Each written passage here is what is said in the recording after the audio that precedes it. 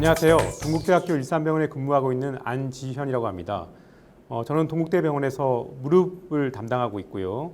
오늘 제가 메니스컬 테어에 대한 올 인사이드 리페어에 대해서 소개할까 합니다. 오늘의 주제는 메디al meniscus posterior 루트 테어, 그리고 ACL 인저리에 동반된 lateral meniscus posterior 루트 테어와 메디al meniscus posterior 혼에 발생한 램프 리전에 대해서 차례로 설명드리도록 하겠습니다. 먼저 미디알 메니스커스 포스럴 혼에 발생한 루트 테어에 대해서 설명드리겠습니다. 미디알 메니스커스 포스럴 혼 루트 테어의 발생 시에 리페어가 곤내지는 가장 좋은 치료 방법으로 알려져 있습니다. 리페어를 잘 해서 우리가 유압을 얻게 된다면 향후 환자한테 발생할 수 있는 골관절염을 예방할 수 있어서 여러 가지 다양한 리페어 테크닉이 소개되고 있는데요. 가장 기본적인 테크닉은 트랜스 오세어스 풀 아웃 리페어가 되겠습니다. 또 다른 방법으로는 숄더 서저리에서 많이 이용하는 앵커를 이용한 다이렉트 리페어 방법도 소개되고 있습니다. 제가 선호하는 두 가지 방법이 있는데요. 첫 번째 방법은 일반적인 방법으로 수촉을 이용한 풀아웃 리페어를 선호하고 있고, 이때 모디파이드 메이슨 알렌 테크닉을 이용해서 보다 견고한 수초를 하도록 노력하고 있습니다. 그리고 두 번째 방법은 올 인사이드 인스트루먼트인 패스픽스를 이용한 리페어 방법이 되겠습니다. 보다 간단하고 손쉬운 방법이라고 할 수 있겠죠. 그 두 가지 방법을 간단히 소개해 드릴까 합니다. 첫 번째, 수처 훅을 이용한 모디파이드 메이슨 앨런 수처 테크닉인데요. 먼저 보시는 영상과 같이 티비아 터널 위치를 정한 다음에 티비아 터널을 만듭니다. 지금 보시면 티비아 터널이 만들어졌죠. 그 바로 오른쪽에 메디얼 메니스커스 포스terior 루트 테어가 확인되고 있습니다. 터널을 잘 만든 후 그 다음 리페어를 시행합니다. 리페어를 한 수처 훅을 포스트 미디알 포탈을 이용해서 삽입을 하고 테어된 사이트에 직접 찔러 넣어서 수처를 시행을 합니다. 일단 수처 훅을 통과시키고 observable PDS 머티리얼을 전진시킵니다. 그럼 하나의 머티리얼을 통과시켜서 하나의 리페어를 수처를 만들 수 있겠죠. 그리고 똑같은 방법으로 또 다른 리페어를 만드는 식으로 수처를 시행하고 있습니다. 그리고 일단 수처가 다 된 다음 기존에 만들어졌던 티비아 터널을 통해서 만들어진 스티치를 통과시켜서 풀아웃 타일을 완성할 수 있겠습니다. 그렇지만 보시다시피 상당히 많은 테크닉을 필요로 하고 런닝 커브가 상당히 긴 술 방법이라고 할 수 있겠습니다. 그에 반해서 두 번째 방법인 패스픽스를 이용한 풀아웃 리페어 방법은 보다 쉽고 간편하게 할 수 있습니다. 쓸 방법을 소개해드리면 역시 마찬가지로 ACL 가이드를 이용해서 먼저 티비아 터널을 만듭니다.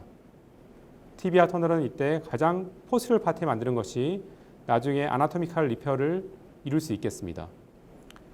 티비아 터널을 만든 후 리페어는 수초옥이 아닌 올 인사이드 인스트루먼트를 이용해서 인피리얼 서피스와 슈피리얼 서피스에 각각 두 개씩 스티치를 만듭니다. 지금 인피리얼 서피스에 패스픽스를 이용한 하나의 스티치를 만들고 있죠. 그 다음 슈피리얼 서피스에도 똑같은 방식으로 스티치를 만듭니다. 이런 방식으로 번갈아 가면서 스티치를 만들면 총 4개의 수처 머티리얼을 확보할 수 있습니다. 이렇게 확보된 머티리얼을 기존에 만들어진 티비아 터널에다가 가이드 와이어를 삽입하고 이 가이드 와이어를 이용하여 뽑아낸다면 마치 수척을 이용한 방식과 비슷한 방식의 풀아웃 타일을 이룰 수 있습니다. 네, 금방 풀아웃 타일을 완성을 했습니다. 보다 확실히 견고해 보이죠. 그리고 프룹을 이용해서 견고한 스티치가 되어 있는지 확인을 합니다. 자, 이런 패스픽스를 이용한 방법의 특징은 이렇게 완성을 한 다음에도 추가적인 리페어를 시행할 수 있습니다. 이 환자의 경우에도 제가 보고 약간 부족한 부분이라고 생각되는 부분에다가 패스픽스 하나를 어디셔널하게 리페어를 시행하고 있습니다. 사이드 리페어를 사용해서 추가적인 리페어를 시행한다면 보다 견고한 풀아웃 타일을 할 수 있겠습니다. 이런 방법으로 한 10년 전부터 리페어를 시행을 했는데 지금 소개해드리는 환자는 72세 여자 환자고 제가 10년 전에 패스픽스를 이용한 풀아웃 리페어를 시행한 케이스입니다.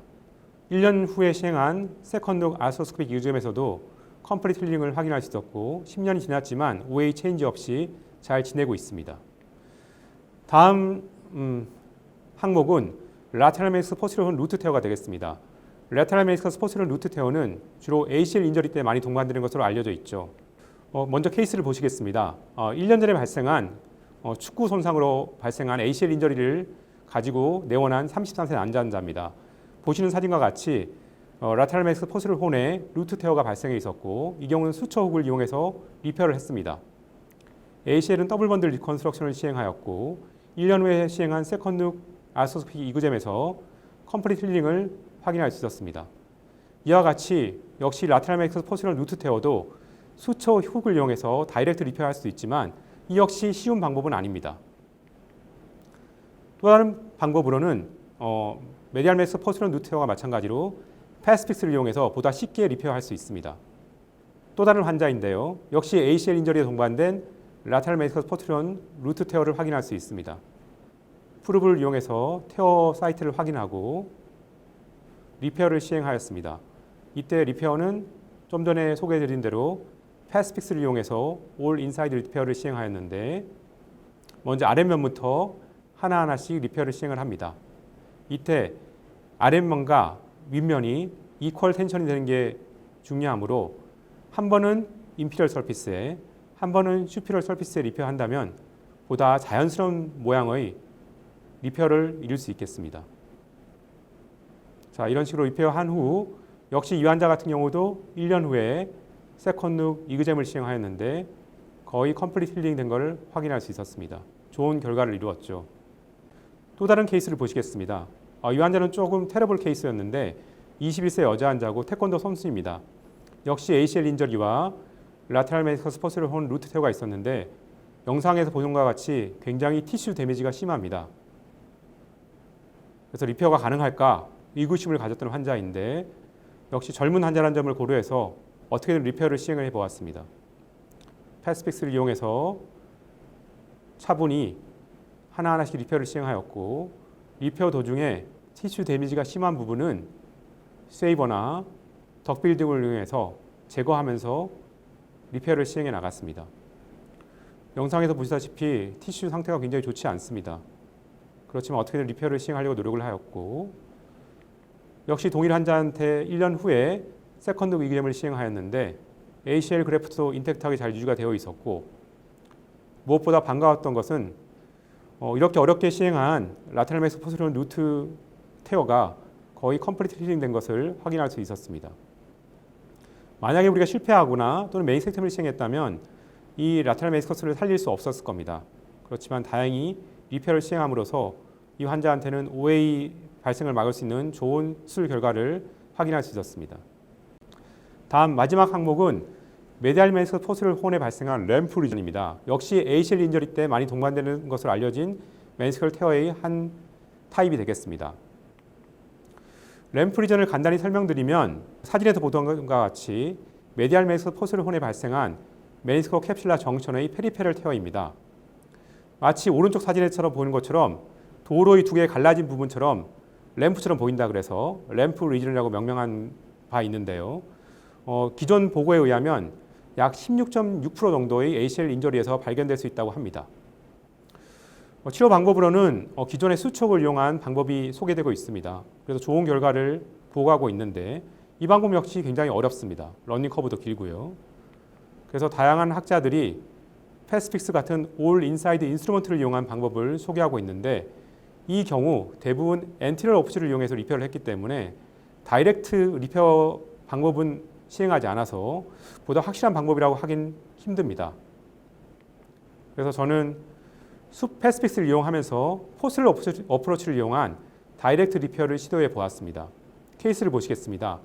17세 남자 환자고 태권도 손상으로 방문하였습니다. 굉장히 언스테이블한 ACL 인저리를 확인할 수 있었고 여기에 동반된 메디알 메니스커스의 허리잔틀 오블릭 테어와 메디알 메니스커스의 램프 리전을 역시 확인할 수 있었습니다. 관절경 사진에서 보시면은 인터콘티널 로치 어프로치를 통해서 본 사진에서 메디알 메니스커스 포스terior 혼 메니스커 캡슐라 정신에 발생한 램프 리전을 확인할 수 있죠. 이 램프 리전을 안티리얼 어프로치가 아니라 포스로 미디얼 옵션을 통해서 다이렉트 리페어를 시행하고 있는 영상을 확인할 수 있습니다. 영상으로 다시 확인해 보겠습니다. 동일 환자에서 ACL 컴플리트 테어가 확인되고 메디알 메스커스 바디에 확인되는 허리안틀 오블릭 테어에 대해서는 엔티럴 어프로치를 통해서 리페어를 시행하였습니다. 그리고 가능한 엠피리얼 쪽에서 리페어가 가능한 부분은 패스픽스를 이용해서 꼼꼼히 리페어를 시행을 합니다. 그렇지만 포스리얼 부분의 램프 리전에 대해서는 이런 방식으로 다이렉트 리페어를 하긴 힘들죠. 그래서 남아있는 부분에 대해서는 포스리얼 어프로치를 시행하였습니다. 인터콘딜라 로치 뷰로 봤을 때 램프 리전이 확실히 보이고 니를 프렉션 시키면 테어 사이트가 벌어집니다. 그냥 둬서는 안 되겠죠. 그래서 엔티리얼 어프로치가 아니라 포스리얼 메디얼 어프로치를 통해서 다이렉트 리페어를 시행하였습니다. 패스피스를 이용해서 가능한 많은 스티치를 이루려고 노력을 하였고 보통 2개 내지 3개 정도의 다이렉트 리페어를 포스리얼 어프로치를 통해서 시행할 수 있습니다. 리페어를 시행하고 나서 보다 견고하게 움직이지 않는 테어 사이트를 확인할 수 있습니다. 비슷한 케이스인데 역시 램프 리진입니다. 엔티리얼 쪽에서 시행할 수 있는 어프로치는 이용해서 가능한 리페어를 많이 시행을 하고 엔티리얼 쪽에서 접근하기 힘든 부분은 포스리얼 어프로치를 이용해서 다이렉트 리페어를 역시 시행했던 케이스입니다. 일단 엔티리얼 어프로치를 통해서 인피리얼 서피스에 있는 램프 리진을 리페어를 시행하고 나머지 슈피리얼 파트는 주로 포스리얼 어프로치를 이용해서 리페어를 직접 다이렉트하게 시행하였습니다. 일단 엔티리얼 리페어 시행 후 확인을 하고요. 포스리얼 파트에 대해서는 인터콘딜라 로치 뷰를 이용해서 확인하면서 다이렉트 리페어를 시행할 수 있겠습니다. 세컨드 영상에서 보시면은 1년 전에 시행했던 포스리얼 쪽에 다이렉트 리페어 부위가 거의 컴플리트 힐링된 것을 확인할 수 있습니다. 니를 프렉션 했음에도 불구하고 테어 사이트는 아주 안정적으로 유지되고 있습니다. 이렇게 메디알 메스 포스리얼 램프 리전 같은 경우는 ACL 인저리에서 ACL 인저리로 인한 인스테빌리티뿐만 아니라 또 다른 어디셔널 인스테빌리티를 제공할 수 있기 때문에 저 같은 경우는 ACL 리컨스트럭션 시에도 단순한 ACL 리컨스트럭션뿐만 아니라 익스트라 아티큘라 라테랄 테노데시스가 시행하고 있습니다. 2013년부터 ACL 인저리 때 보다시피 사체 연구에서 확인되는 안트로라테랄 리가먼트의 중요성이 강조되면서 언세이블 리에서는 ACL 리컨스트럭션과 동시에 안트로라테랄 익스트라 아티큘라 테노데시스가 중요성이 강조되고 있죠. 이 영상에서도 ACL 리컨스트럭션을 시행하면서 ITB 밴드를 이용한 익스트라 아티큘라 테노데시스 영상을 확인할 수 있습니다. 마지막 슬라이드입니다. 정리하도록 하겠습니다.